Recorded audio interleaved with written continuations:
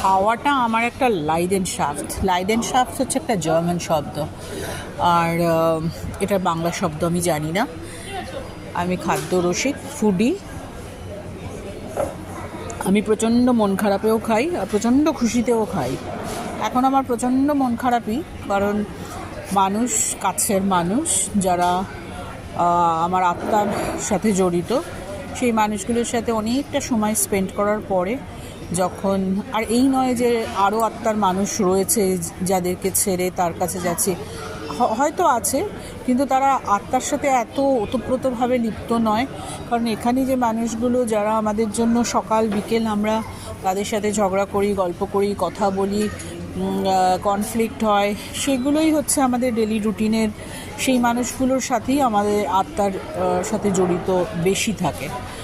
আর যেটা নিয়ে বলছিলাম, খাবারটা, এই সকালবেলায় এই ব্রেকফাস্টটা করে আমি ফ্লাইটে উঠবো, কারণ আমি ওরকম পারি না অতক্ষণ ধরে কোথায় কে কখন খাবার দেবে, এই ব্যাপারে আমি ফ্লাইটে কখন খাবার দেবে তার জন্য আমি চুপটি করে বসে থাকবো, সেটা আমি পারবো না।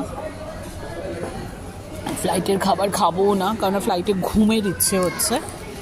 তো আমি এখন একটা পুরি আর ভাজি যতটুকু মানে খেতে তো ইচ্ছে করছে চারটেই, কিন্তু জানি না বাড়ির যে সকালবেলায় প্রতিদিন ভাইয়াদা অলমোস্ট এভরি অল্টারনেটিভ ডেতে কী খেলাম যেন, এভরি অল্টারনেটিভ ডেতে খেয়েছি রাধাবল্লভী, কচুরি, এই জাতীয় জিনিস, কিন্তু এরপরে এটাই হচ্ছে আমার এই ট্রিপের লাস্ট পুরি ভাজি খাওয়া, তাই জন্য ভাবলাম খেয়েই নিই।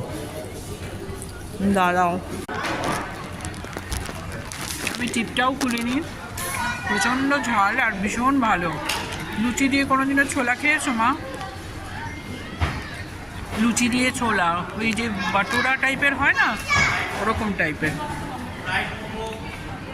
এইখানে একটা ফুড কোর্ট আছে রিঙ্কু, যেদিনকে যদি আগে চলে আসিস তাহলে এখানে খেতে পারিস, বেশ ভালো। সব থেকে ভালো লাগলো খাবারটা যখন হাতে তুলে দিচ্ছে কাউন্টার থেকে, দেওয়ার পরে আবার নমস্কার করছে, মানে যত্ন করে খাওয়ানোটা স্বাদটা আরও বেড়ে যায়। তাচ্ছিল্য করে যে দেয় ওরকম করে দেয়নি, বেশ যত্ন করে দিয়েছে। এটা একটা চায়ের সাথে কম্বো ছিল, খুবই ভালো, মানে টেস্টি, হাবিজাবি টেস্ট নয়।